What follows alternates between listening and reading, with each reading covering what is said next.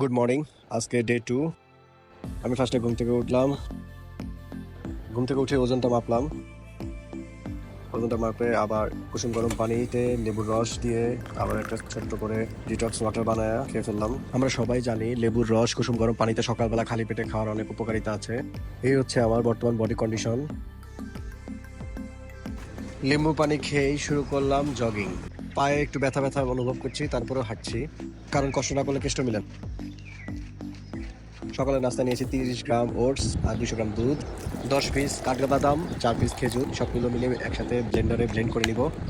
ব্যাস, আমার রেডি হয়ে গেল সকালের নাস্তা। 11টার দিকে খেলাম পেয়ারা ভর্তা, যদিও শেষ পর্যায়ে ভিডিওটা করতেছি। দুপুরে খাবারে নিয়েছি 2 পিস শসা, 2 পিস মিষ্টি কুমড়া, 50 গ্রাম শাক, 1000 গ্রাম ঢেঁড়স ভাজি আর হচ্ছে 2 পিস সিদ্ধ ডিম। সন্ধ্যা 7টায় 1 গ্লাস গ্রিন টি খেলাম। রাতের খাবারে 250 গ্রাম টক দই আর একটা ফিশ অয়েল খাবো। খেয়ে আজকের মতো শুয়ে পড়বো।